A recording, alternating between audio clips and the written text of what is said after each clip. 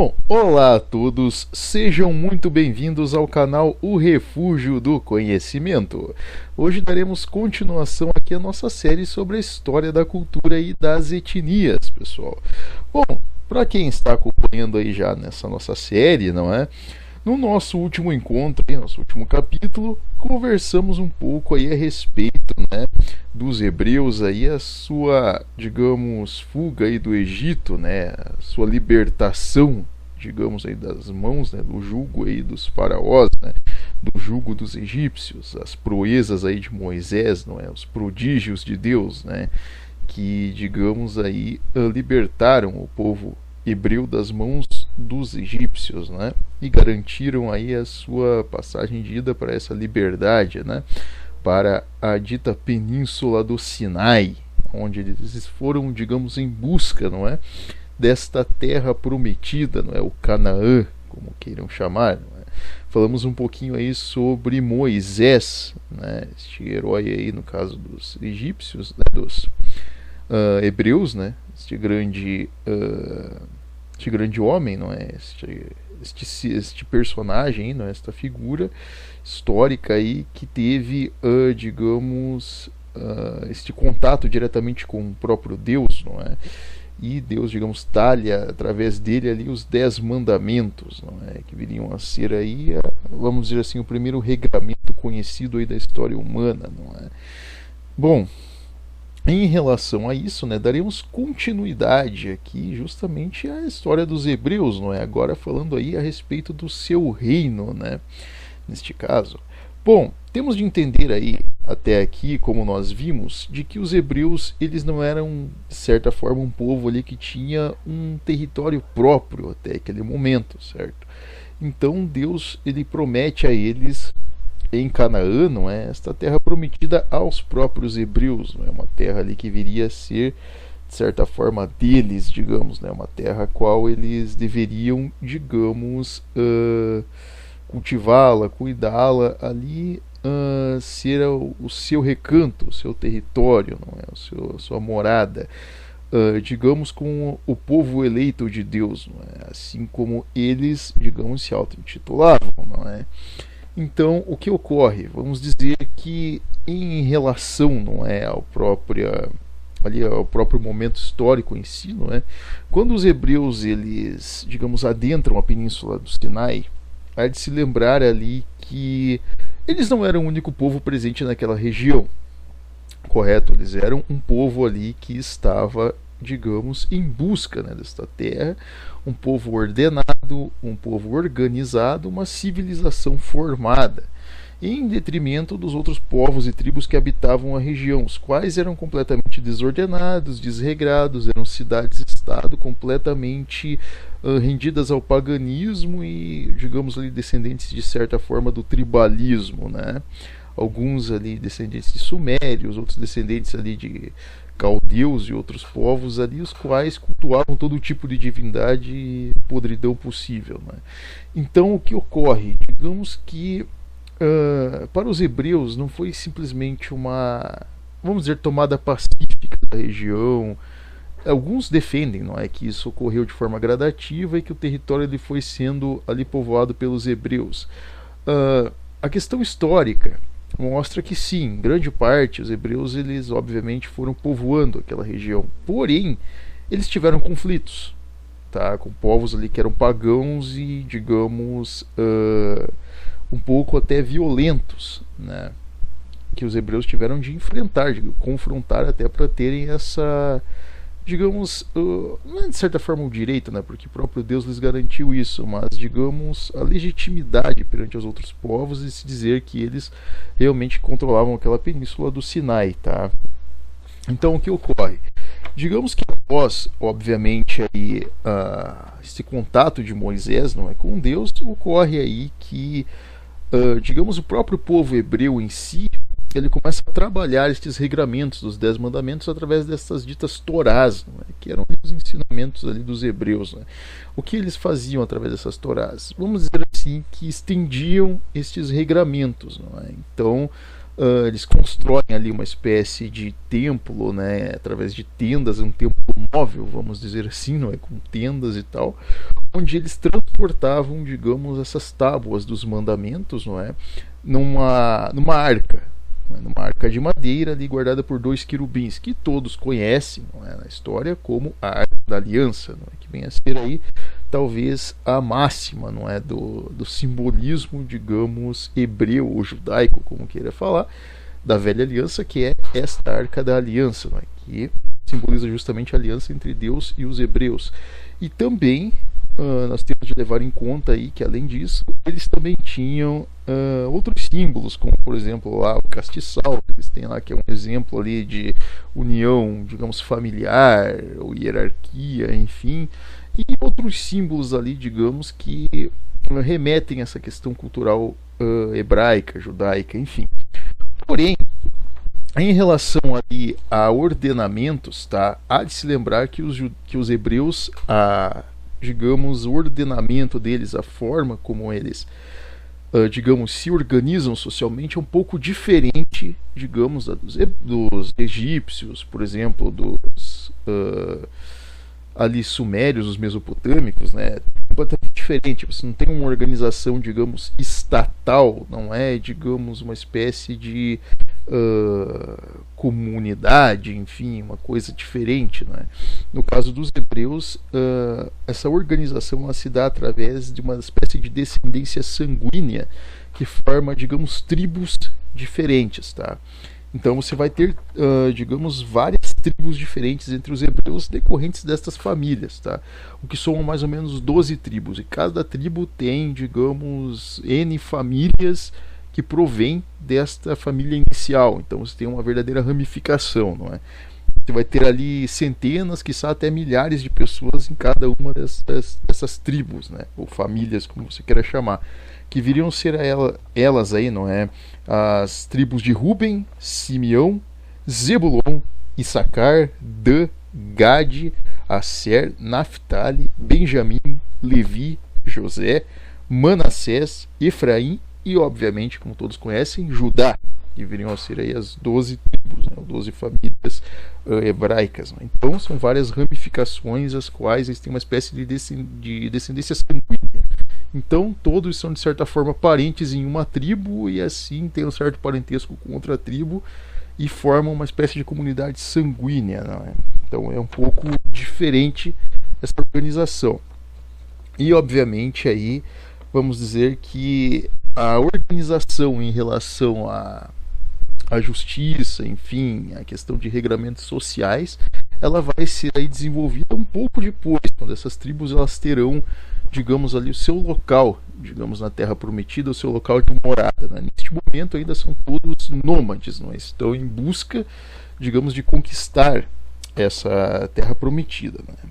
Então o que ocorre? Vamos dizer que mesmo que Moisés ali nesse período ele tenha lutado para manter o povo hebreu em si, as tribos coesas, nesse período em que eles vagaram, não é, pela Península do Sinai em busca de encontrar Canaã, há de se lembrar que mesmo com todo este esforço, não é, Moisés ele não viveu para ver, digamos, a Terra Santa, no caso, né, para ver ali até essa terra prometida, não é? Essa terra a qual, digamos, tinha sido prometida aos próprios hebreus em si, não é?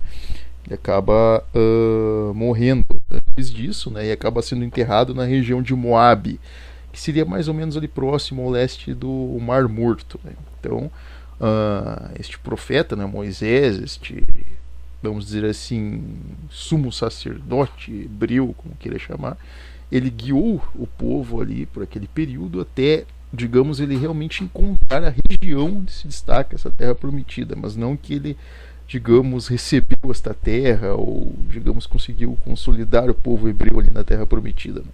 Fazer com que ele residisse nessa região. Ele acabou morrendo antes, né? Ele acabou ali sendo enterrado na região de Moabe, né?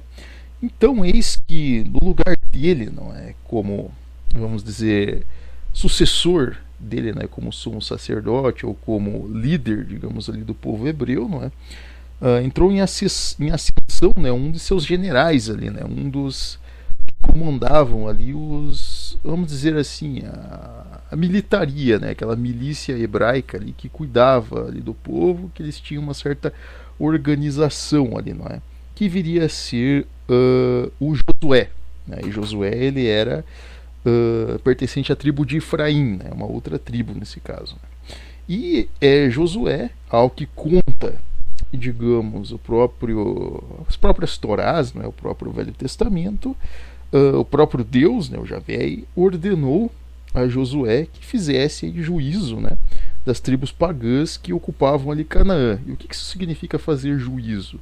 Isso quer dizer, todas aquelas tribos da região, por elas serem pagãs, por elas serem adoradoras de coisas errôneas, ruins, podres, enfim, coisas que, digamos, eram totalmente anti-humanas, Deus dá o juízo a Josué. Né? Ele diz, você vai, digamos, cuidar do juízo do que tem que ser feito. Vamos dizer assim, se você tem de confrontar aquela tribo, eliminar aquele mal, você tem esse juízo de fazer o que der na telha, vamos dizer, né? O que é certo e o que é errado em relação ali ao poder de juízo, né? E obviamente que Josué ele acata estas ordens, né? Então o objetivo dele era justamente consolidar ali, povoar a região de Canaã com os hebreus ali, a terra que foi prometida a eles, né? Então fazendo o juízo destes povos, né? E bom, em relação a essas tribos pagãs que cometiam estas obscenidades, não é? Tem destaque alguns povos os quais, digamos, fizeram coisas realmente terríveis, horrendas, digamos, né? Que vêm a ser aí os amalequitas, né? Que eram mais conhecidos ali na região, e os amonitas, né? Por que seriam esses dois povos? Eles cometiam atos extremamente bizarros, não é? Eles adoravam uma espécie de divindade chamada ali um ídolo pagão, né, chamado Moloque, né? Por isso vem essa palavra moleque, né, que nós usamos hoje, né?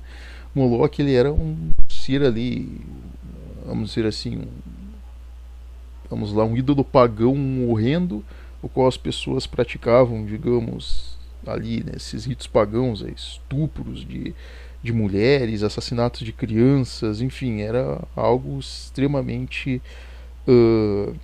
horrível mesmo, era algo totalmente terrível. Eram cidades ali que praticavam esse tipo de atrocidades, né? E bom, sendo por via de regra, né, Josué, ali, general do exército hebreu nesse caso, além de ser uma espécie de sumo sacerdote ali, uma espécie de líder, ele também era general do exército hebreu, ele definiu que iria eliminar, no caso, essa ameaça pagã, né, e povoar a região ali com as tribos hebraicas. Bom, através aí dessas campanhas, né, de incursão, vamos dizer assim, né, ele se notou, né, que talvez a mais cruel ali das cidades pagãs, né, a mais, digamos, que mais praticava esses, vamos dizer, esses rituais abomináveis, né, ela situava-se na zona mais alta do Vale do Jordão, né, uma região ali, para quem conhece até a geografia da região, o Vale do Jordão ele tem morros, ele tem locais ali um pouco mais, digamos, distintos, né? Ele não é uma topografia completamente plana, né? E na parte mais alta ali dessa península ali, não é? Do Jordão ali encontrava-se uma cidade cercada por palmeiras ali, plantas, né? Que era muito bem suprida de alimentação, mas era uma cidade que praticava todo tipo de obscenidade e podridão, né? Que quase todo mundo já ouviu falar dessa cidade, né? Ela é conhecida aí, vamos dizer, na Bíblia, não é? Uma cidade chamada Jericó, né? Então Jericó ela era uma cidade extremamente podre, né, na antiguidade, as pessoas cometiam várias obscenidades e coisas ruins, não é? E obviamente tentavam sodomizar mulheres, enfim, praticavam atos terríveis, não é? E estavam aí no caminho dos hebreus, né? Justamente nessa conquista, digamos, da região aí do Jordão, não é? Ali a Terra Prometida. Então o que ocorre? Conta-se a história aí, não é? Que, bom, disposto a findar aí com os males que ocorriam, né, naquela cidade, o Josué ele plantou ali espiões, né, no interior da cidade ali, né, para que estes até, digamos, mapeassem, não é, e descobrissem ali os pontos, né, de acesso, inclusive aí para que eles pudessem invadir, não é, ali a cidade e conseguirem, digamos, controlar, poder findar com esta ameaça, não é? Bom, reza aí a história, não é, que esses espiões, né, plantados por Josué na cidade de Jericó, eles eles acabam, digamos que, sendo descobertos, não é, ali por alguns dos residentes ali, pagãos, e os pagãos tentam, digamos, assassinar, não é, esses espiões de Josué. Porém, uma das prostitutas ali da cidade, né, uma das mulheres ali que se prostituíam na cidade, chamada Raabe, a Raabe acaba, digamos, por uma espécie de providência divina, aí, por uma, digamos, por um chamado de Deus, enfim, uma manifestação de Deus, ela acaba ali, digamos, acolhendo, não é, esses dois espiões dentro da morada dela, né, a fim de que eles ali pernoitassem e conseguissem se esconder, não é, digamos, dos pagãos que os perseguiam, né. E o que acontece? Raabe, ela, digamos, os ajuda, não é? Ela coopera, ela não, digamos, não nutria nenhuma afeição ali pelos pagãos, né? Muito pelo contrário, a família dela provavelmente não há relatos que, digamos, digam muito a respeito, mas provavelmente a família dela sofria de alguma forma ali em relação ao paganismo, enfim, e ela coopera ali com os hebreus, não é, para que eles possam conquistar ali a cidade de Jericó, não é? Então o que ela faz? Ela os salva, não é? Para que eles fujam ali com as informações que eles possuem ali a respeito da cidade, não é? Com a única exigência qual ela faz, não é, de que a família dela, não é, ela fosse poupada aí do jugo, no caso, né, dos hebreus, que os hebreus não aniquilassem ou, enfim, matassem a família dela, o que, digamos, de certa forma foi bem justo, né. Então, o que ocorre, digamos, né, você vai ter ali posteriormente a isso, né, com as informações plantadas aí da cidade, o exército hebreu, né, no caso ali os componentes ali das tribos hebraicas, eles avançam, não é, o Rio Jordão justamente ao entorno da cidade de Jericó, né, o que eles chamam ali da região de Gilgal, né, que são ali pequenas escarpas, ali pequenos morros em volta dessa cidade de Jericó, não é? E conta-se aí na história, não é, que esta cidade de Jericó ela possuía uma das fortalezas mais impenetráveis do mundo antigo, não é? Você tinha ali já nesse período algumas cidades ali se desenvolvendo, não é, como Nínive lá dos assírios, você tinha cidades egípcias extremamente suntuosas e grandes em extensão. Porém, Jericó ela era conhecida justamente pela sua fortaleza, por ter uma defesa quase que impenetrável, não é? Então você conseguiria entrar, espionar nessa cidade, mas dificilmente você conseguiria encontrar pontos de fraqueza, não é? Nessa fortaleza, locais ali onde um exército ele pudesse, digamos, adentrar escondido, né? E os próprios espiões ali no caso de Josué eles chegaram a essa mesma conclusão, não é? Seria quase impossível você conseguir, digamos, avançar, não é? Em relação a isso, né, o que acontece? Deus ali ordena, não é? No caso, aos hebreus, que, digamos, fizessem uma espécie de vigília, não é? Ao entorno desta cidade de Jericó. Vamos falar de uma forma um pouco mais histórica, não é? Não tão a questão propriamente religiosa em si, mas chegando a um ponto mais racional da própria situação em si ali, não é? Vamos levar em conta que essa peregrinação ela durou uma semana, certo? Que seriam 7 dias ali. Cada dia, em um determinado horário,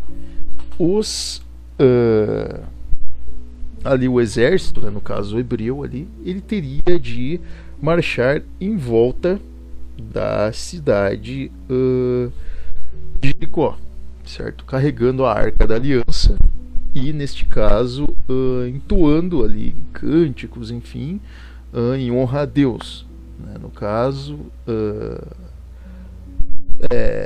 passando gritos de guerra, enfim, cânticos em homenagem a Deus, né? A Javé.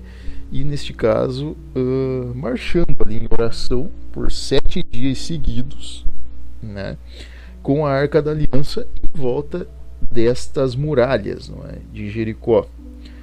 E obviamente este episódio ele vai ser conhecido aí, não é? Religiosamente, tanto na cultura hebraica, judia, até mesmo muçulmana e mesmo cristã, né, principalmente cristã, como o cerco de Jericó, não é, que é no caso este cerco o qual eles fazem, o qual eles, digamos, circundam aí por 7 dias seguidos estas fortalezas, não é?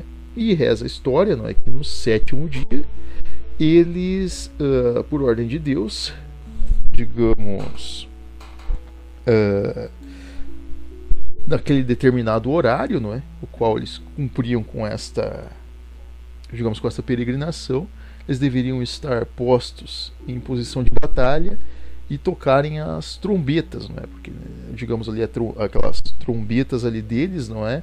Eram, digamos, também uma espécie de simbolismo hebraico, não é? As trombetas ligam ali aos anjos, aos querubins, não é? Que tocam trombetas, não é? Então, a trombeta, ela é vamos dizer, um instrumento musical muito importante ali na cultura hebraica, né? Então eles tocam as trombetas neste último dia e, digamos, entoando gritos de guerra, eles partem para a batalha e por uma prece ali, uma intervenção divina, as muralhas de Jericó elas caem, né? Conta essa história de que essas muralhas elas se desfazem subitamente, não é? Que facilita com que os hebreus eles consigam adentrar a cidade e justamente confrontar ali as forças pagãs que existiam dentro da cidade, embora não fossem, digamos, tão numerosas quanto, né? O exército hebreu ele era, de certa forma, essas tribos elas eram bem numerosas, tá? Então os pagãos eles tinham depositado ali a esperança deles naquela fortaleza que era impenetrável, né? Então houve conflito e sim os hebreus aniquilaram ali aqueles pagãos ali, né? E conforme haviam prometido, pouparam a vida de Raabe e da família dela, não é? Conta-se a história aí que dos espólios de guerra, todos os espólios materiais foram oferecidos, vamos dizer assim, como dízimo a Deus, né? Foram oferecidos como uma espécie de tributo, não é? Pela vitória, né? Por terem conseguido aniquilar ali com os ditos ali habitantes da cidade de Jericó, não é? E obviamente que Jericó não foi a única cidade ali ali destas tribos, né? No caso ali, como o caso dos amalequitas ou dos amonitas, né? Não foi a única cidade a qual eles tinham, né? Possuíam, né? Como no caso também tivemos o caso de Gibeon também, não é? Depois também que Josué ele também tende, digamos, avançar, né, contra Gibeon, aí, né, que era habitada pelos heveus, aí, uma dessas 7 nações ditas cananeias, não é, que eram compostas aí por pagãos que adoravam esse tipo de divindade, né, essas divindades aí, digamos, que exigiam esse tipo de sacrifícios e coisas bizarras, não é? Então eles confrontaram essas tribos, entre elas os amorreus, não é? Eles tiveram várias batalhas seguidas na região, né, até eles conseguirem, digamos, firmar posição, né, nestas regiões, né? E obviamente que Josué ele é tido aí como um dos grandes heróis, não é, em relação aí à própria cultura hebraica, não é? Então, em relação a isso, né, tanto Gibeon quanto outras cidades aí passaram a ser aí do território da tribo de Benjamim, né, designadas aí a essas cidades a sacerdotes arônicos, né, e outras tribos, obviamente, elas vão ter ali as suas regiões, digamos, demarcadas, né. Porém, aí que nós entraremos em uma questão um pouco mais específica, não é, após esse período de conquista daquela região, não é, em que as tribos hebraicas elas começam a terem digamos, suas próprias regiões específicas. Você vai entrar em um outro ponto, né? Nós vamos entrar em um outro ponto, que vem a ser justamente a questão dos regramentos, tá? Então eles não ficam presos somente aos 10 mandamentos, tá? As pessoas pensam, vamos dizer que o conjunto de regras hebraico ele está totalmente debruçado sobre a lei mosaica dos 10 mandamentos. 90% disso é verdade, mas tem uns 10% que são um pouco diferentes disso. Porque no período dos ditos juízes, que é onde nós vamos entrar, você tem um conjunto de regramentos feitos através das Torás. Aí você não pode dizer com precisão de que aquelas regras ali foram ditas, digamos, estão ligadas totalmente ou diretamente aos 10 mandamentos, porque foram editadas em parte pelos homens. Então você tem já uma certa influência humana, tá?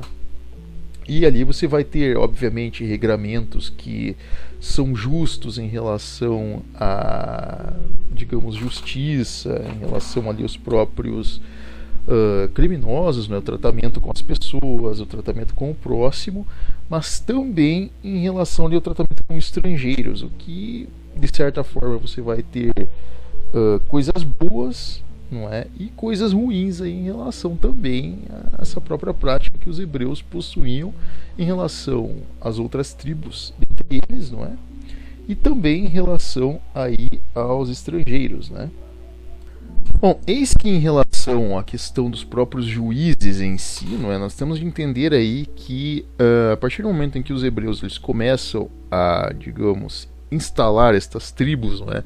Nos locais ali escolhidos, né? Nos locais onde, digamos, eles são designados, há de se entender ali um regramento, tá? Que cada uma dessas tribos ela compreende uma obrigação diferente, tá? Em relação aos juízes. Existe um conjunto de regras entre os hebreus, as quais consta de ser ali uma conduta em relação às pessoas, tá? Então você tem ali dentro da crença hebraica o que é proibido, o que é, digamos, permitido se alimentar, o que não é permitido. Por exemplo, para os hebreus é permitido você se alimentar ali de alguns tipos de cereais, peixes, alguns tipos de carnes, e outros tipos de carnes, por exemplo, e outros tipos de grãos é proibido que um hebreu ele se alimente, como por exemplo o caso do porco, né? O hebreu ele não pode comer carne de porco, né?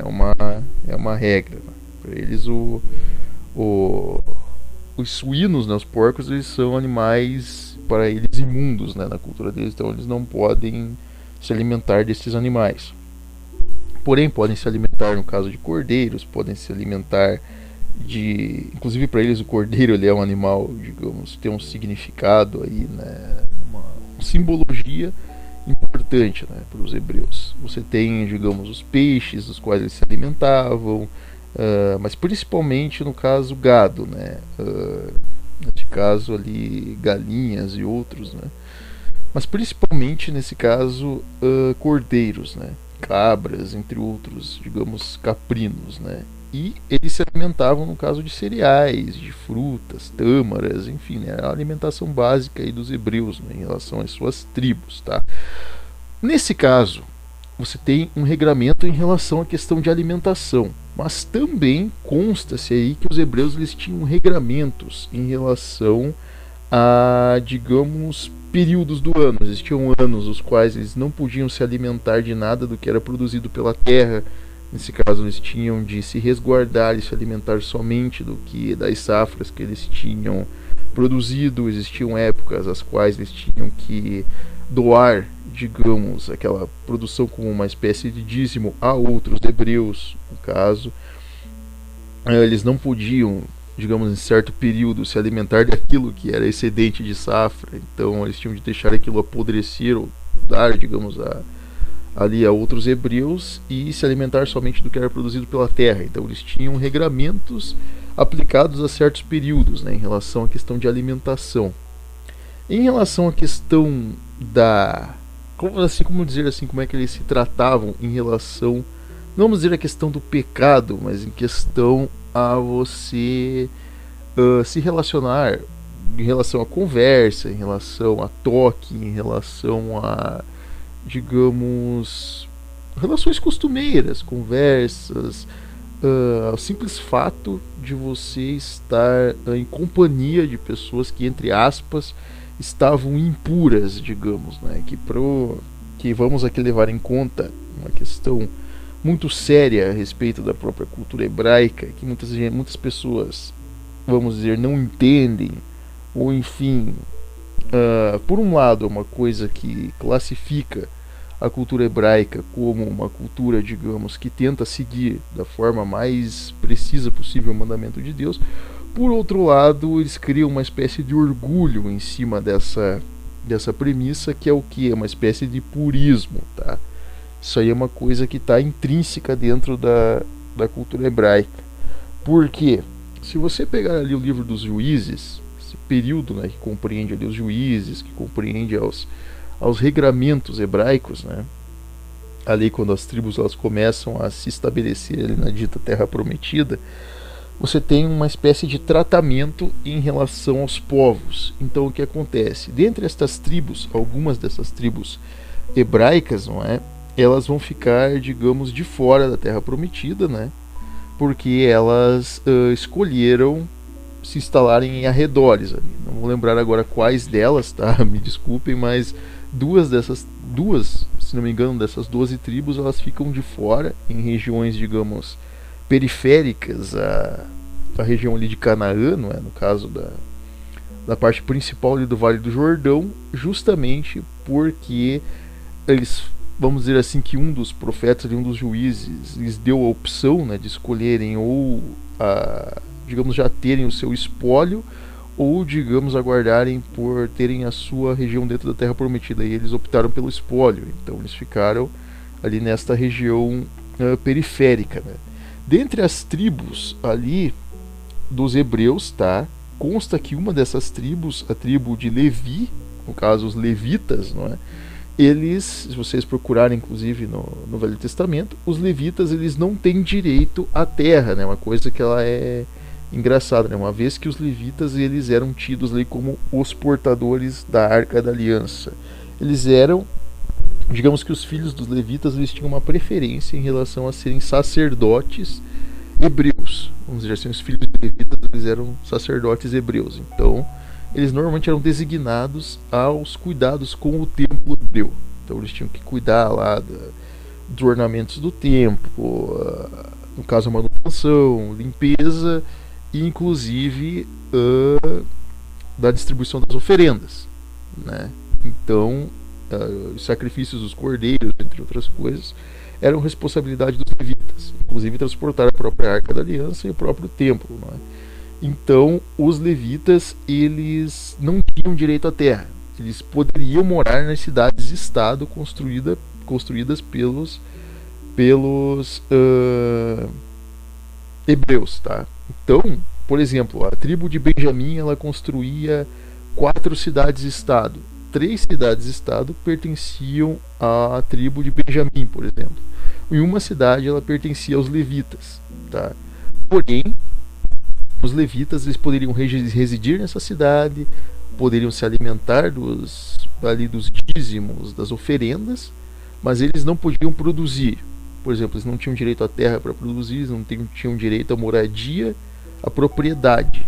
Eles não tinham direito à propriedade. Eles poderiam residir em cidades, morar em propriedades das cidades, mas não tinham direito a bens. Então, no caso, os levitas eles não tinham direito a bens. As outras tribos tinham.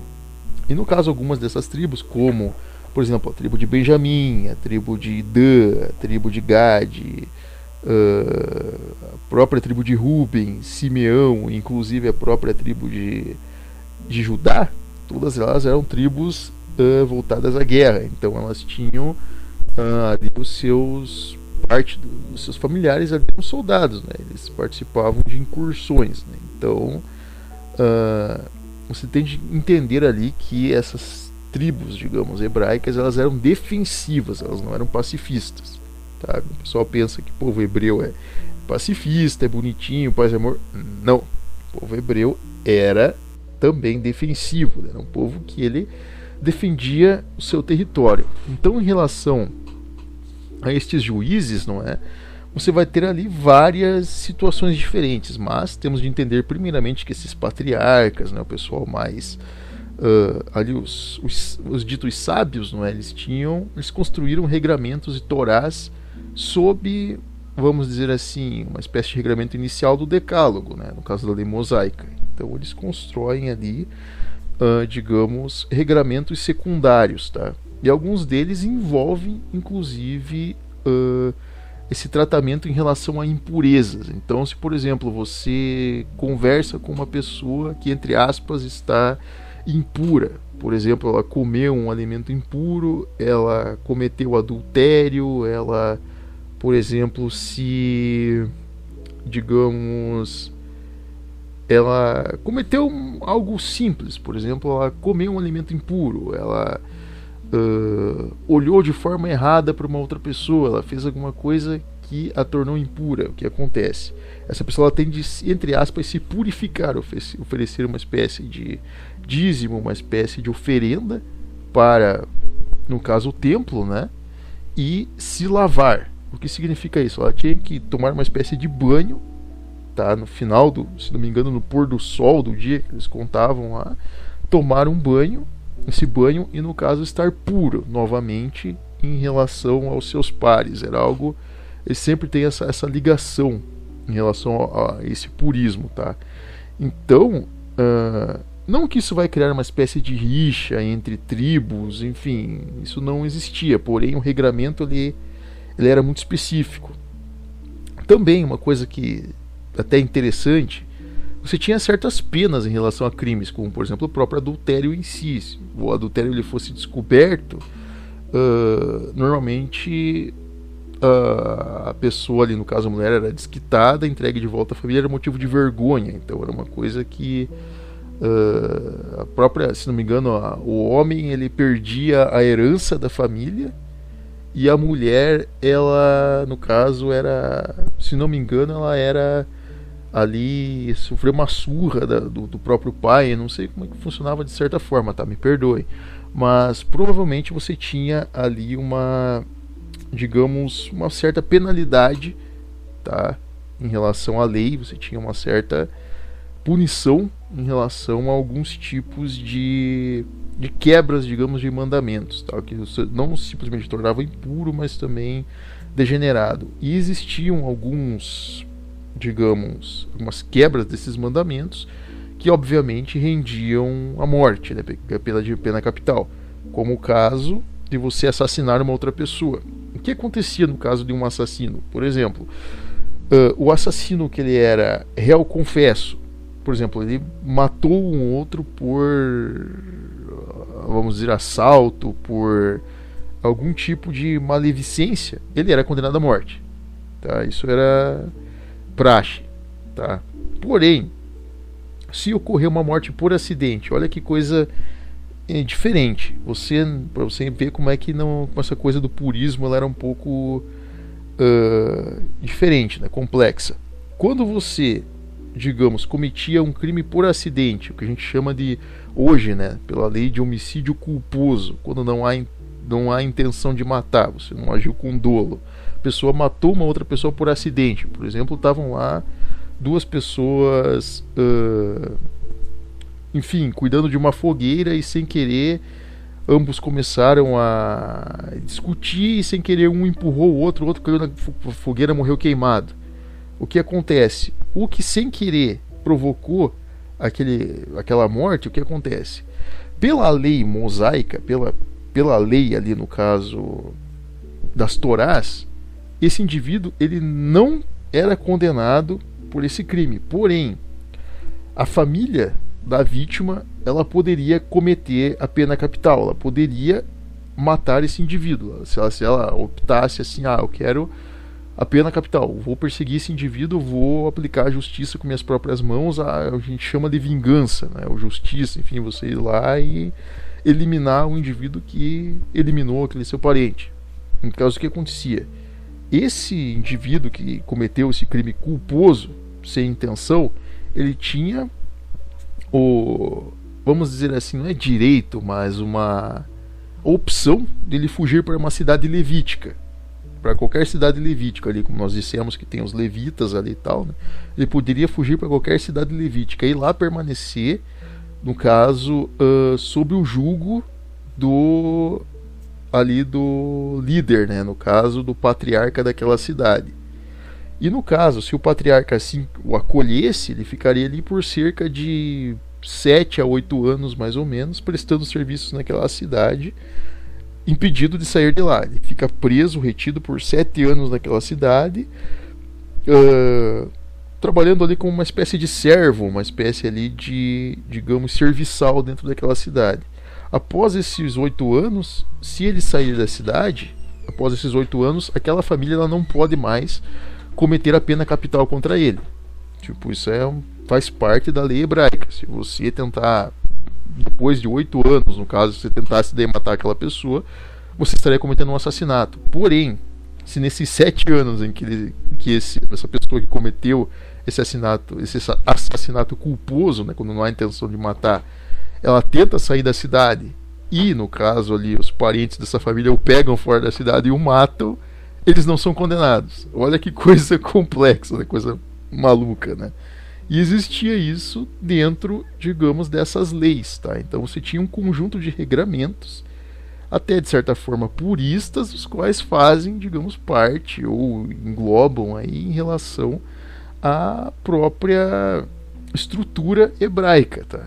Então as pessoas falam, tá, são o povo eleito, tudo bem, mas você tem certos regramentos que os fazem não, digamos, simplesmente serem um povo ali muito, muito certo, coeso em relação à lei de Deus, à lei mosaica, enfim, mas muitos dos regramentos criados nas Torás, eles não são realmente, enfim, regramentos que o próprio Deus enviou, enfim, são leis escritas à mão por homens, né? Então, ali no caso das Torás, né, você tem alguma coisa ou outra ali que veio vamos dizer, da cabecinha humana, né? E uma delas é justamente essa questão de purismo, né?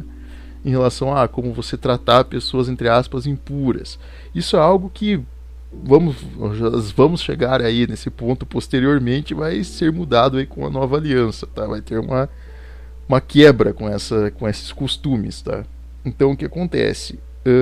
Nesse presente momento, para os hebreus, vamos entender desde já, por eles serem o povo eleito, ou de certa forma escolhido, entre aspas, eles não se relacionavam com outros povos. Por exemplo, um hebreu que ele tem um laço de sangue, ele só pode se relacionar com um hebreu de uma outra tribo. Por exemplo, você tem lá a tribo de Benjamim, por exemplo. Se um hebreu da tribo de Benjamim quisesse desposar uma hebraica, uma esposa hebraica de uma família da tribo de Ruben, ele podia. Eles poderiam ter essa união. Porém, um hebreu ele não poderia, por exemplo, desposar uma pagã, ou uma filisteia, ou uma, sei lá, ali uma amonita. Não, isso era proibido. Tipo, para um hebreu ele só pode desposar uma hebreia, e uma hebreia só pode ser esposa de um hebreu. Então é um laço de sangue realmente purista mesmo, é puro, é só voltado àquela comunidade, àquela tribo, àquele povo. Então você vai ver muito dessa estruturação presente em relação ao tratamento com outras tribos, tá? Justamente porque eles consideravam justamente impuros, eles não eram, obviamente, e por vários motivos realmente justificáveis, inclusive, não deveriam se relacionar com outras tribos justamente pela lei divina. E até aí muito que certo. Porém, em outros sentidos, eles digamos que exageram em relação a isso. Eles acabam criando uma espécie de purismo, né? Mas nós vamos abordar sobre isso aí posteriormente. Vamos falar um pouquinho agora em relação aos próprios juízes em si, não é? Você tem ali, entre o corpo principal desses juízes, não é? Seria o Otoniel, não é? O primeiro dos juízes, que lutou aí contra Risataim, não é? O rei de Arã, que seria uma dessas tribos pagãs, não é? Que Israel ali, esse reino que está se criando em Israel, ele vai ter cerca de 40 anos de paz, não é, que vai ser sob a administração de Otoniel, né, até a morte dele, que viria a ser o primeiro dos juízes, né. Depois você vai ter Eude, né, que lutou contra Eglon, né, rei de Moabe. Então Moabe também era uma tribo ali pagã, não é, não muito diferente ali dos próprios Elamitas em si, não é. Você vai ter a Débora, no caso que foi uma mulher, inclusive uma juíza, tá, entre os hebreus, e profetiza também, não é? Que juntamente com Baraque, né, uma espécie de general, eles lutaram contra um indivíduo chamado Gebim, né, que era o rei de Azor. Tá? Eles tinham também uma guerra ali contra esses, vamos dizer, monarcas ali, ou digamos, reis ali de região de Canaã, não é? E também tem uma certa... obtém vitória também, não é? em relação a esses conflitos. Você tem Gideão, que é outro dos juízes também, né, que lutou contra Midian também, Amaleque e outros ali que cultuavam aquelas divindades como Moloque, né. Então eles obtiveram vitórias também contra eles.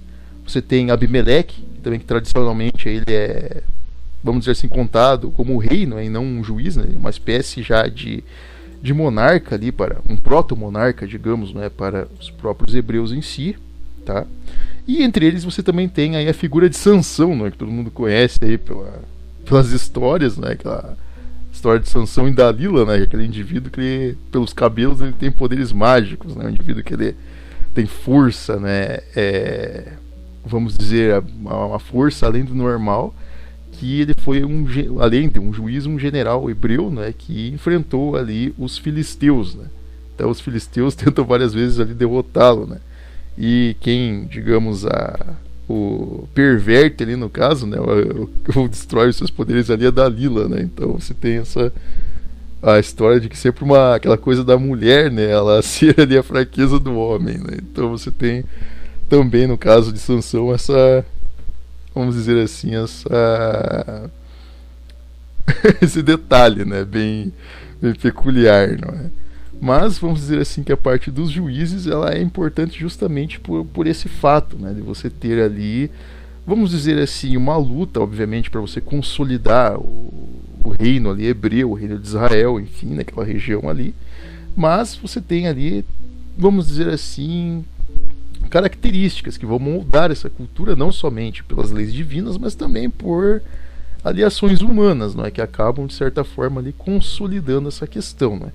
Porém, após esse período dos juízes, você vai ter, obviamente, ali a instalação, no caso, de uma monarquia. Você vai começar a ter famílias que realmente vão se consolidar, no caso, vão criar ali uma espécie de monarquia, né, que vai começar ali com o primeiro rei hebreu, né? E daí as pessoas pensam, o primeiro rei ali dos hebreus, dos habitantes ali de Israel foi Davi. Não, Davi não foi o primeiro rei, foi Saul, na verdade, né? Então você vai ter o primeiro rei hebreu ali na figura de Saul, né? Nós vamos falar um pouquinho dele agora, né, a respeito.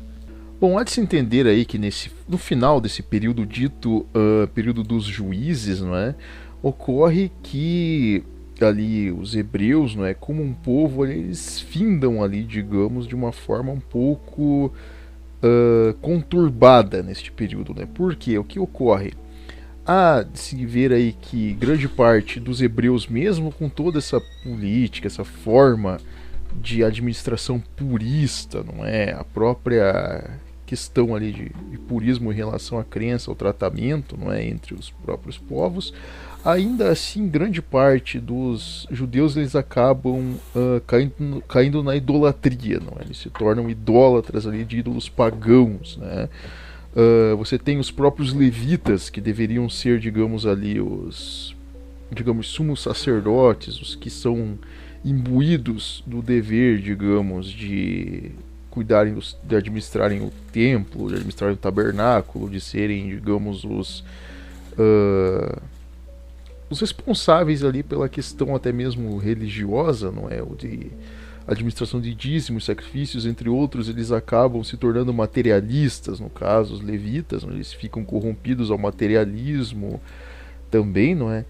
Você tem a própria tribo de Dan, não é, desobedecendo ali digamos, mandamentos divinos, até mesmo questões administrativas também, e você tem as tribos de Israel praticamente em guerra ali contra a dita tribo de Benjamim, não é, que era praticamente uma irmã delas, né? Então você tem ali um verdadeiro caos, né, ali nos últimos, digamos, os últimos períodos, né, ditos períodos ali dos juízes, não é, que seria ali administrado por Samuel, né, que foi praticamente o último dos juízes, né. E obviamente ele perdurou por um certo tempo tentando apaziguar esta situação, tentando administrar aquele caos todo, né. Porém, no leito de morte dele, o que ocorre, né? Em relação a isso, Samuel, de acordo com o texto bíblico, né, sendo ali já em tenra idade, próximo do leito de morte, o que acontece? Se juntam ali todos os representantes destas tribos hebraicas, né, e o que eles fazem? Eles pedem ao Samuel que vamos dizer assim, unja, ou sei lá, abençoe um dos representantes dessas tribos como um rei, caso eles queriam centralizar o poder todo de Israel na mão de uma única pessoa, de um único representante, de um monarca, não é? Vamos dizer que isso vai de contra a vontade do próprio Samuel, né, o último juiz, que segundo a vontade, segundo o preceito que ele seguia ali da própria lei mosaica, o único rei deveria ser o próprio Deus. Então ele não, digamos, aceitava, não é, essa hipótese. Porém, digamos, reza aí a história que por uma espécie de sinal divino, dizem, né, que foi um sinal divino, ele acaba indicando Saul, né, como um dos representantes ali, como seu sucessor, né, que viria a se tornar aí um rei, né. E Saul, ele era da tribo de Benjamim, justamente os benjaminitas eram uma das tribos ali que, digamos, até certo tempo ali acabaram em pé de guerra com outras tribos, enfim, isso acabou, digamos, de certa forma estabilizando, tá? Ali a própria região de Israel em si, né, com Saul aí como rei, né? E Saul, antes até mesmo de ser um rei, ser um administrador, ele era um general. Ele passou um bom tempo em guerra com outras tribos hebraicas, inclusive com pagãos, então ele tinha experiência em guerra. Ele era um guerreiro antes mesmo de um governante, não é? Mesmo assim, ele sendo um administrador, ele optou, né, por não modificar padrões ali que, digamos, viriam a ser aí ligados às próprias Torás ou à própria lei mosaica. Ele não quis modificar qualquer regramento a fim de favorecê-lo como rei ou, digamos, dá-lo ali maior legitimidade ao poder. Não, até nesse ponto ele foi, digamos, um administrador até justo em relação a manter as próprias tradições, os próprios regramentos hebraicos ali que montavam nessa estrutura, inclusive a questão do próprio purismo em si, não é?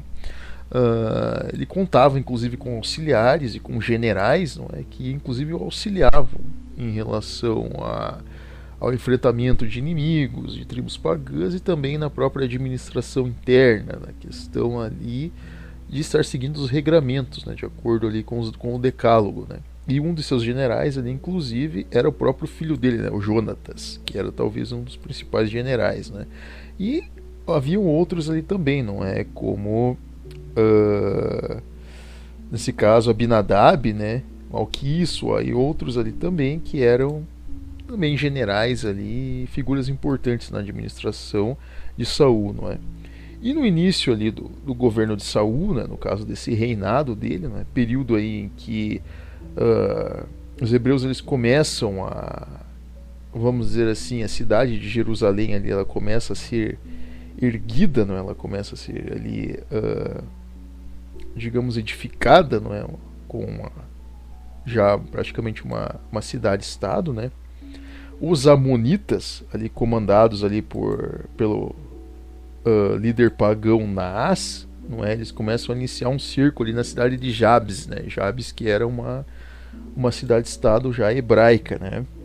E no caso Saul, né, tomado ali por ira, ele acaba convocando todo o reino de Israel, não é, para uma batalha justamente contra esses inimigos, né, os amonitas ali, né? E ele consegue, enfim, emplacar uma vitória devastadora contra eles, né? Ele consegue ali realmente firmar, digamos, o poder hebreu, né? Ele consegue realmente ter a legitimidade sobre aquela região, né?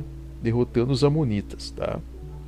Então Saul, ainda com sede de vingança, não é, contra os pagãos, ali, contra os idólatras, né, de ídolos pagãos, ele inicia uma guerra contra os filisteus, né, que é um outro povo ali também pagão e idólatra do paganismo, né, e ele acaba também destruindo aí os filisteus, vamos dizer assim, não que destruindo, mas consegue obter vitórias ali importantes, não é, sobre esse povo que é talvez citado na Bíblia como um dos maiores inimigos, né, dos hebreus, que eram os filisteus, né? Consegue várias vitórias contra eles, né?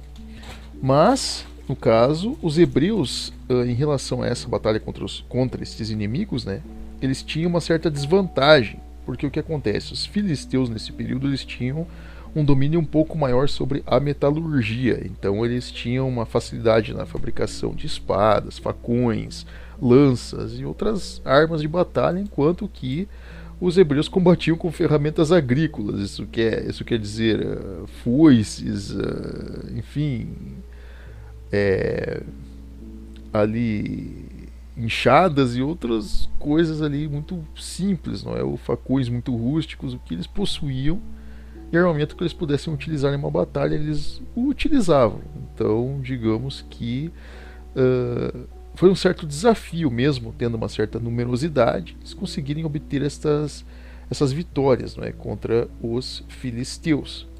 E também, obviamente, que Saul ele continua esse ciclo de batalhas, não é, confrontando Moabe, né, que era também um outro inimigo, Edom, né, Sobá e também os amalequitas. Então, nesse período, mesmo que Saul não sendo, digamos, um administrador tão benevolente, um administrador bem mais rígido, ele com certeza elevou ou expandiu, digamos, o controle do reino hebreu, no caso, não é, sobre essas tribos pagãs, não é? Então o reino de Israel ele realmente se desenvolveu, digamos, ele teve uma, vamos dizer assim, que Saul ele pode-se dizer assim que ele lançou aí, digamos, uma estrutura, né, para uma futura Belle Époque aí do reino de Israel, né? Então ele lançou esses pilares, não é, justamente estabelecendo aí uma expansão territorial, né? Nesse ponto ele foi um general, né? Mas essa constante ameaça dos filisteus, né, inclusive desentendimentos de tribos até locais ali no caso, né, as próprias tribos hebraicas ali, você tinha casos às vezes de algumas tribos ali que caíam na idolatria, de vez em quando, enfim, acabavam adorando pagãos, outros ali começavam a negociar com pagãos, enfim, começavam a ter um desvirtuamento, né, desse próprio caminho em si. Acabaram também por, de certa forma, minar ali o poder de Saul, começaram a desconfiar de sua própria administração.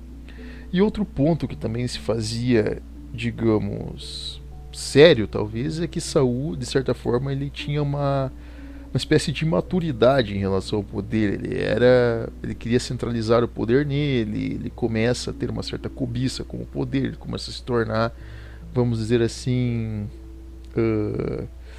ele começa a desenvolver um certo fetichismo pelo poder. Ele quer controlar, continuar tendo aquela centralização, aquele poder na mão dele, não é, como o rei, não é? E eis aí que conta a história, não é, que o juiz Samuel, ainda vivo nesse período, né, já muito velho, né, vendo ali a decadência, no caso do próprio Saul, né, inspirado aí por Deus, ele acabaria, né, posteriormente aí antes de sua morte, ele acaba por retirar, no caso de Saul aí, o título dele de, vamos dizer assim, aquela bênção que ele tinha dado a Saul como rei, não é? E ele transfere essa bênção, essa unção, como a gente fala entre aspas aí, a um jovem rapaz aí de uma outra tribo também guerreira, que seria a tribo de Judá, nesse caso, né, que vem a ser aí o conhecido como Davi, né, que daí no caso ele acaba sendo ungido, né? Já vamos falar um pouco aí a respeito dele, tá? Que seria para ocupar o lugar aí de Saul como nesse caso o rei, não é, dos israelitas, né? Bom, e mesmo aí que Davi tenha provado, né, de várias formas aí esse merecimento, digamos, né, sendo leal a Saul, sendo leal ao reino, sendo leal a Deus, sendo, digamos, seguindo esse caminho, né, sendo realmente merecedor desta unção, digamos que Saul ele não queria entregar, digamos, digamos que esse reinado, né, a ele, né? Então, enquanto vivo, né, Saul ele perseguiu a Davi, mesmo ele tendo essa unção de ser rei. Davi não reinou enquanto Saul estava vivo. Então Saul ele perseguia Davi, tentou matar Davi, inclusive com uma lança, e mesmo Davi desposando uma das filhas de Saul, inclusive Mical, né, que seria a filha de Saul. Mesmo assim Saul queria matar Davi de qualquer forma, né, justamente para se livrar dele. para não entregar o seu poder a ele, né? No caso, entregar a sua coroa, né, de rei, enfim, a Davi, né? Então, há até uma questão interessante a respeito disso, né? Que todas as vezes que ele tentava perseguir a Davi, todas as vezes ele fracassava, né? E Davi ele acabava retornando, né? Em relação à morte, né? O próprio destino de Saul ele é um pouco, vamos dizer assim, como nós podemos dizer, infeliz, não é, em relação aí à própria vida dele, né? Ele, quando digamos ele envia seus filhos, o seu filho Jonatas, né, e os seus generais à batalha, né, eles acabam sendo mortos, né, pelos filisteus em uma tragédia aí no Monte de Gilboa, né? Ambos os três ali são mortos, né? E digamos que vendo aquilo, né, aquele desgosto, o Saul ele se joga sobre a própria lança dele, né? Ele acaba se ferindo, né? E no caso pede para que um dos próprios amalequitas, né, que eram inimigos dele, o terminasse de matar, né? Mas nesse caso aí o amalequita muito espertinho acaba roubando a coroa, inclusive ali os pertences de Saul, e foge, não é, com aqueles pertences. E o futuro rei de Israel, aí, Davi, revoltado, né, com o que tinha acontecido, ele acaba ordenando aí que os próprios soldados, né, do exército israelita ele perseguissem, no caso, esse amalequita e, enfim, dessem cabo dele, recuperassem a coroa, né? E aí vai acontecer que o próprio Davi ele vai reinar, não é? Vai se tornar aí o grande rei, né, no caso dos hebreus, né? Então, vamos dizer assim que Saul ele é quem lança, digamos, os degraus, né, de conquista, que, digamos assim, vamos dizer, dá estabilidade ao reino, mas quem vai realmente administrar, quem vai realmente, digamos, erigir o grande templo, no caso dos hebreus, quem vai realmente dar esse toque de suntuosidade, essa belle époque, o reino mesmo o reino hebraico, né, no caso o reino de Israel, vai ser Davi nesse caso, né? Então que vai ser o principal nesse quesito, né? Mas vamos falar um pouquinho a respeito dele, né? Bom, em relação à sucessão de Saul, né, nós temos aí de nos atentar ao personagem, vamos dizer, ao herói aí dos hebreus, né, que se torna rei posteriormente aí, o Davi, não é, que a gente conta aí as histórias, né, a respeito, né, deste rei.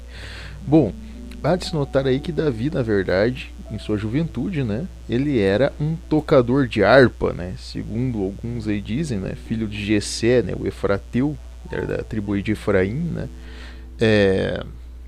No caso, Davi, ele era um tocador de harpa, um músico nesse caso. Ele não tinha nenhuma, pelo menos ali em sua juventude, ele não tinha nenhuma ascensão a ser um guerreiro, a ser enfim, um lutador ali, né, uma espécie de herói, né? Ele era um tocador de harpa, né? Então, na realidade, ali, o que ocorre é que essa habilidade artística dele, né, essa habilidade em cativar o público, em ser um grande músico, né, ele vai chamar aí a atenção do próprio rei Saul, né, enquanto ele era vivo, né, no caso. E o Saul ele inclui, no caso, este personagem, né, este homem aí, esse jovem chamado Davi, em sua corte, né, ali para ser ali uma espécie de músico, né, ele é, digamos, reconhecido, né, o talento dele. Ele é chamado para compor a corte aí do rei Saul, né.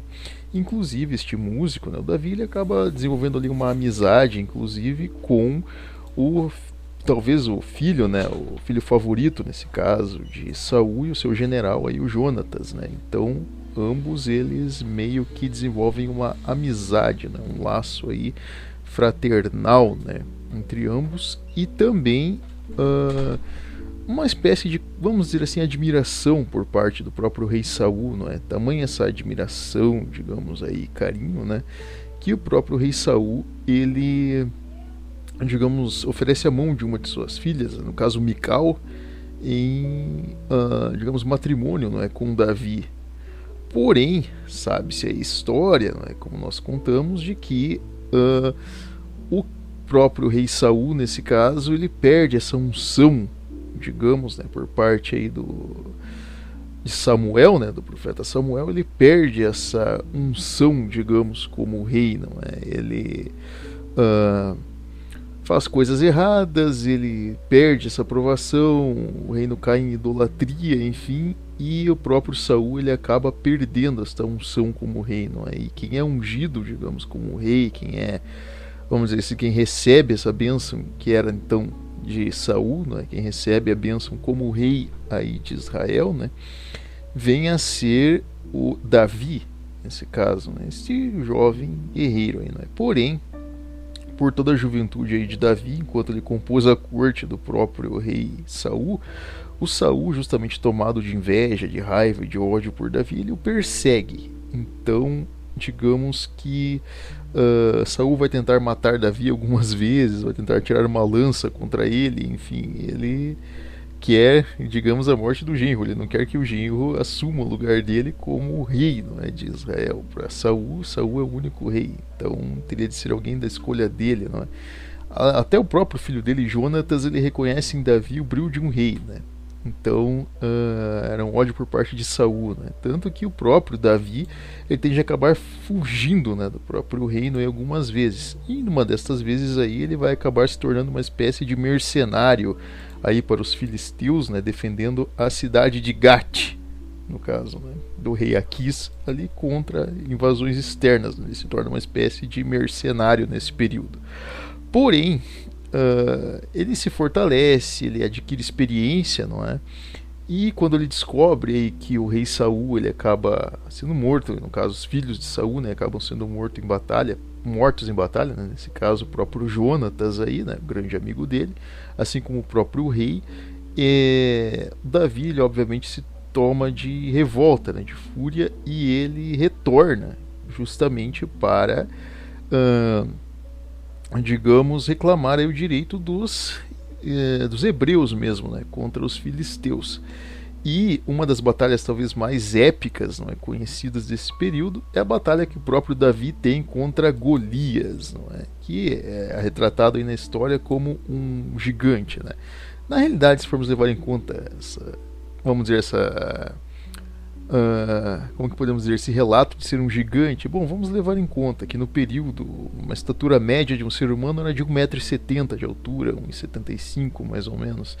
Então um indivíduo que possuía 2,20 m, 2,30 m de altura, com uma envergadura realmente impressionante, com uma estatura física, né, avantajada. No caso, Golias ele tinha um físico extremamente forte, extremamente trabalhado, então você realmente se impressiona. O sujeito é realmente um gigante, né, para os próprios parâmetros normais. Então Golias ele era um grande guerreiro, um indivíduo ali com uma grande massa muscular, uma estatura muito forte, né, e digamos que Davi ele enfrenta, né, Golias como sendo ali um dos generais ali dos filisteus que assassinaram ali os filhos de Saul, né. E é uma batalha épica, né? Porque o próprio Golias ele guerria ali com uma balaclava, né? Até antigamente o símbolo de um porrete, uma balaclava, era um bastão gigante com vários espinhos, né? Era uma arma extremamente temida, né? Uma balaclava. Já o próprio Davi em si guerreava com uma tiradeira. E o que é uma tiradeira, né? Uma tiradeira ela é uma espécie de ancestral do que nós conhecemos como estilingue. É uma arma extremamente rudimentar, não é? Que é basicamente um par de varetas cruzado com vamos dizer assim, algum tipo de corda, não é? Que é utilizado ali para esticar e causar uma espécie de impulso, né? E a munição é basicamente pedras, né? Então essa era a arma a qual Davi dispunha para enfrentar Golias, né? E o que leva-se em conta nessa batalha, o que é, digamos, motivo aí de, vamos dizer assim, glórias por parte aí de Davi, vem a ser a sua genialidade e a agilidade, não é? Que foi o determinante, não é, para derrotar Golias. Enquanto Golias utilizava da força de uma balaclava, tentar atingir o indivíduo ali pela força, Davi aproveitou-se, digamos, de sua de sua estatura, de seu tamanho menor e agilidade, justamente para se esquivar destes golpes do próprio Golias, né? Até chegar ao ponto dele poder disparar, digamos, uma pedra, né, de sua tiradeira e acertar a testa de Golias, né? Que acaba ali causando um ferimento na sua cabeça e o matando, né? E no final, para a prova de sua vitória, Davi ele decapita a cabeça de Golias e mostra a todos, né? Eu venci, eu derrotei o gigante, né? Então, essa vitória ela conta muito, né? Como, vamos dizer simplesmente uma propaganda, né? Mas mostra, não é, que ele realmente retornou não somente como uma figura da corte, mas realmente uh, como realmente ungido para ser rei, não é, dos hebreus, né? E obviamente há de se destacar aí, né, que nesse período já existia-se ali a própria cidade de Jerusalém, que estava sendo que era antes ali um entreposto, né, uma espécie de cidade ali controlada por tribos ali filisteias, né, e o próprio Davi ele organiza justamente batalhas ali contra estes povos, né, tanto contra os filisteus quanto contra ali os moabitas, os edomitas, os amalequitas e os amonitas, né, justamente em relação a anexar ali as últimas cidades, os últimos redutos de paganismo ali, enfim, aquele rito pagão ali tribal, né? Então ele consegue conquistar esses últimos recôncavos e o troféu principal, que talvez ali é a cidade a qual realmente os hebreus eles irão erguer aí a capital de seu reino, né? Vem a ser aí Jerusalém, né? Que é aí vamos dizer assim, a principal joia, né, da coroa, né, dos próprios hebreus em si, não é? As pessoas pensam, bom, Davi por ser o rei, não é, dos hebreus, né, o rei ali dos israelitas, ele é, digamos, uma figura aí ímpar em relação a, digamos, conhecimento, digamos assim, hombridade ou honra, né? Mas o próprio Davi ele também errou, não é? Ele também teve seus deslizes como um ser humano, né? Como qualquer outro ser humano, visto que vai ser o seu descendente aí que terá realmente o dom da sabialidade. Davi ele é um bom rei, ele é um administrador, é quem unifica novamente o reino, né? Quem mantém essa unificação iniciada por Saul, mas ele, digamos, teve também os seus erros, né? Como por exemplo aí foi um episódio dele com a mulher chamada Betsabá, né? ou Batseba, né? Enfim, que digamos ele acaba caindo no desejo, digamos, da luxúria, né? Ele acaba ali espiando, né, essa mulher chamada Betseba, tomando banho em um telhado próximo, né? E enfim, digamos que ele acaba tendo relações com ela, uma mulher que ela era casada ainda, traindo um dos maiores preceitos aí no caso, né, dos mandamentos, que é não cobiçar a mulher do próximo, e Davi cobiça a mulher do próximo. Ele acaba engravidando esta mulher e, digamos, ele cobiça, não é, assassinar o marido dela, nesse caso Urias, né, que ele era um hitita. Então aí uma coisa que se consta aí como interessante em relação justamente aos hebreus, que comprova essa questão, até mesmo essa certa teoria do próprio purismo em si, é o tratamento, no caso, do próprio Davi quanto a Urias, né? Por Urias ele não ser ali um sangue... Isso pode se comprovar, de certa forma, do Urias ele não ter um sangue hebreu, dele não ter um sangue ali, no caso, hebraico. Então, digamos que o rei ali, no caso Davi, ele não se importa muito com essa condição ali do próprio Urias em si, e acaba se envolvendo com a mulher dele, né? E cobiça em matá-lo. Porém, né, no caso o próprio profeta Natã, né, no caso aconselha Davi a não fazer isso, né? E Davi ele digamos reconhece, não é, o pecado qual ele cometeu, ele reconhece a sua fraqueza, o seu erro, né? Então, justamente por reconhecer este erro, né, no caso, o próprio profeta Natan, ele diz que Deus obviamente o perdoa, né? Porém a criança bastarda ela acaba vindo a morrer uma semana depois do nascimento, né? Uma espécie de infortúnio aí, né? Bom, porém em relação aí, digamos, tirando essa parte da própria vida pessoal do Davi, né, da qual ele teve seus próprios problemas em si, como administrador ele foi realmente um rei o qual valorizou justamente uh, a própria tradição em si, não é tão mais quanto o próprio Saul. Então ele centralizou mais o poder, ele, digamos, levou mais em conta a questão das tradições, a questão das próprias Torás em si, da própria lei mosaica. Então ele trabalhou justamente para edificar cidades, para alocar aquela população, não é? Que em certo período esteve em guerra e depois de Saul ele se unificou, né? Então ele começou a criar símbolos, né, que fortalecessem ainda mais essa identidade. E a cidade aí de Jerusalém seja talvez aí a própria, como nós dissemos, a joia da coroa dos hebreus, né? Então a cidade aí, capital da terra prometida, né?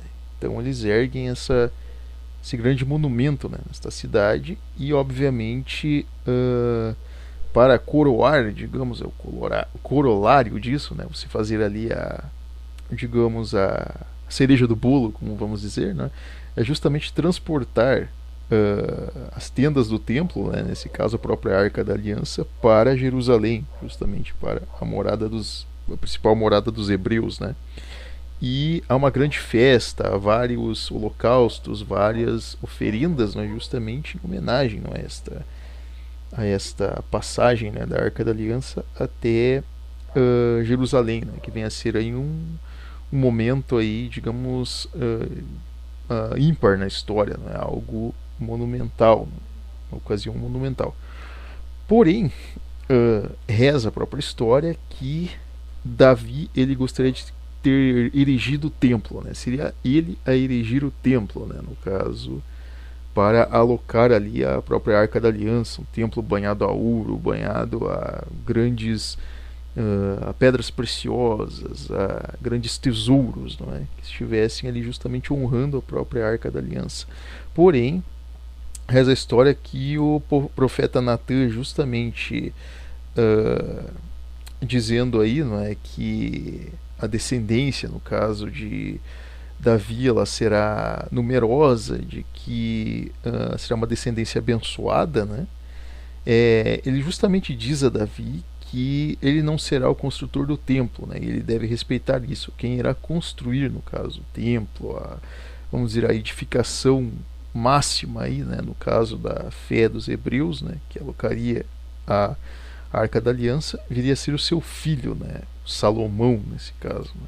Só que nesse período, obviamente, ainda que Davi ele não sabe ainda que será, no caso, este filho, né, Salomão, quem irá construir, no caso, este templo. Ele sabe até aquele momento que vai ser um descendente dele, né?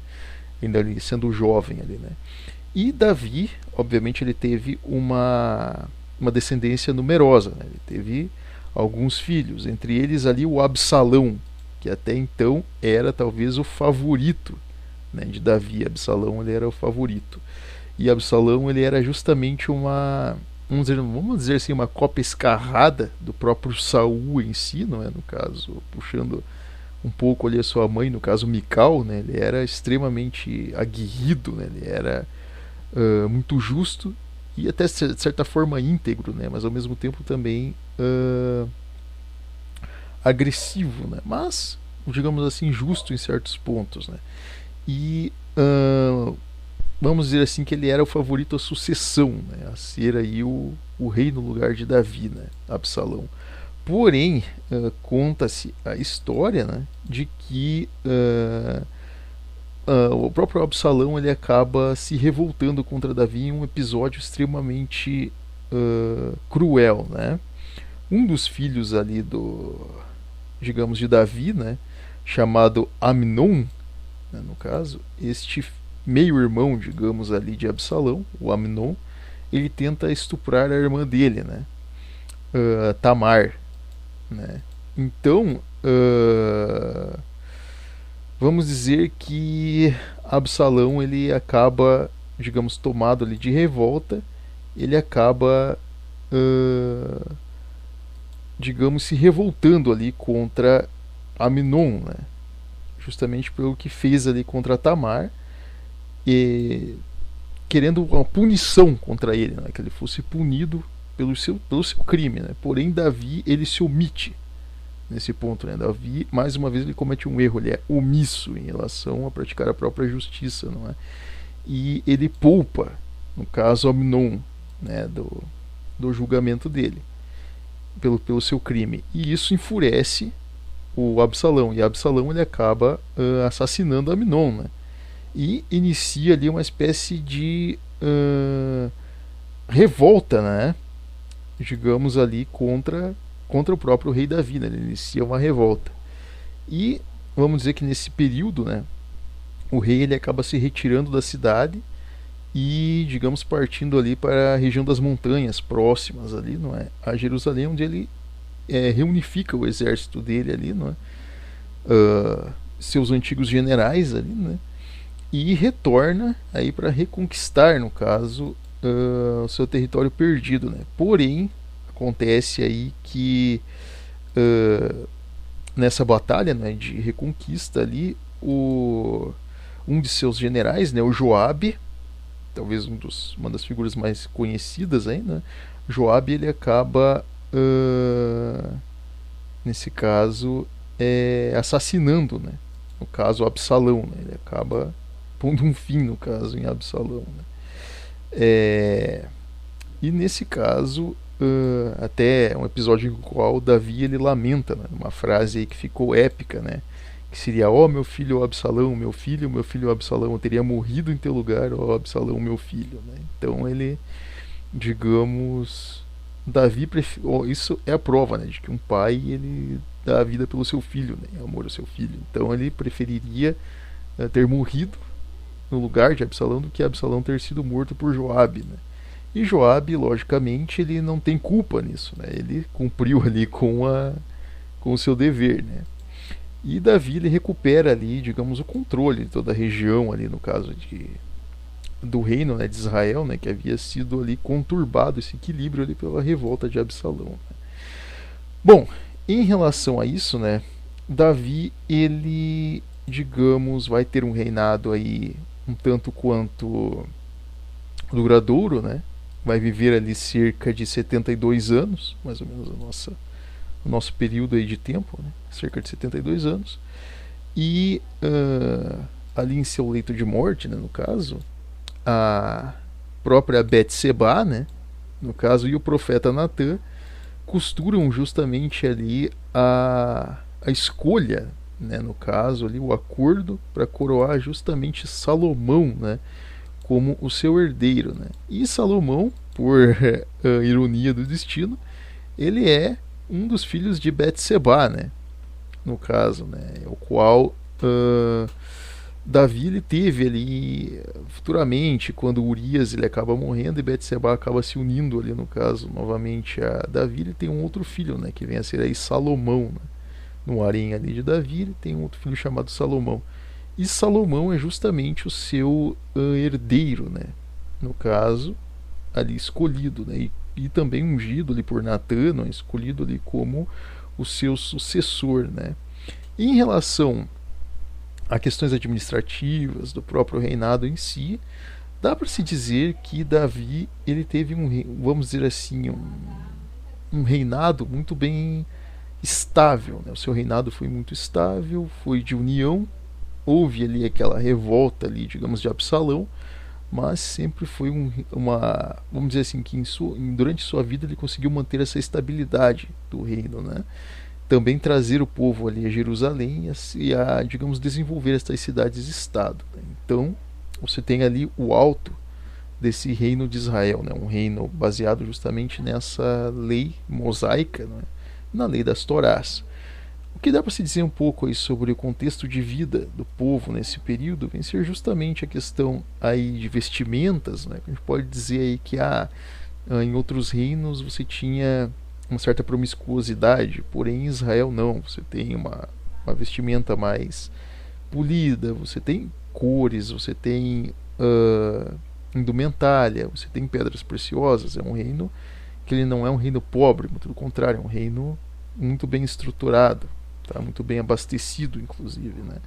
Então você tem ali um período ali de, digamos, certa opulência, uma belle époque, digamos, né, do reino uh, de Israel, né? Vai ser ali o ponto máximo, talvez, da, vamos dizer, da autonomia desse reino, da liberdade desse povo e da, digamos, da manutenção de seus próprios valores e cultura, digamos, né, ali em relação a questões de justiça, questões administrativas, questões, digamos, religiosas, né, com a manutenção ali da própria Arca da Aliança, dos próprios ritos, né, ali hebreus, né. Então é o período em que há mais, digamos, como é que podemos usar uma palavra assim, onde há mais o período onde há mais, digamos, vamos dizer alegria, mas um período que há mais assim desenvolvimento, né? O período mais, digamos, o maior auge, né? Digamos, o auge, né, do período aí, digamos, do reino de Israel, né? Então o que ocorre? Posteriormente a isso, obviamente, no nosso próximo encontro, nós falaremos aí sobre Salomão, né, que vem a ser justamente o descendente de Davi, não é? Que podemos dizer aí que é o maior rei, talvez o segundo maior rei, digamos, de Israel, mas ao mesmo tempo, em relação à sabiedade, a ser conhecedor, a ser um indivíduo, digamos, centrado, um indivíduo que ele é sábio, com certeza Salomão ele se engloba aí como, se encaixa aí como o maior líder, né, dos israelitas, no caso dos hebreus, né? Então ele se torna aí o grande rei do reino de Israel, né? E nós falaremos um pouco aí sobre a vida de Salomão, falaremos sobre, digamos, alguns casos, alguns fatos, digamos, aí do seu reinado, né, que provam aí a sua sabiedade, o seu conhecimento, né? É ele quem constrói o templo, é ele quem edifica o templo, é ele quem desenvolve, digamos, várias mazelas aí do próprio reino, né, dos hebreus. Enfim, ele é uma figura central, né, nessa história. Vamos falar um pouco aí sobre os relacionamentos que ele teve, inclusive um de seus relacionamentos é extremamente famoso, né, em que ele realmente converte uma rainha, não é, uma rainha pagã, e enfim, vários outros casos, né? E vamos falar aí também sobre os seus descendentes, né? Sobre alguns de seus descendentes. Até vamos falar aí sobre o embate, né? O conflito entre os assírios e os, no caso, os hebreus, né? Do reino de Judá, né? Você vai ter aí esse conflito entre ambos, né? Vamos falar um pouco mais aí sobre os reinos posteriores, sobre uma profecia que é determinante, digamos, para a humanidade, que vai acontecer neste, vamos dizer assim, no período mais tardio ali dos reinos hebreus, assim como o seu colapso aí, né, com os seus últimos reis ali, que viriam a ser Joaquim e Zedequias, né, o grande colapso ali do reino hebreu, não é? Que nós vamos contar aí o desfecho dessa história, né? Mas desde já aí, espero que tenham gostado deste vídeo, né, deste encontro. Deixem o like aí no canal e aguardem as novidades aí do nosso próximo encontro. Desde já, muito obrigado e até lá!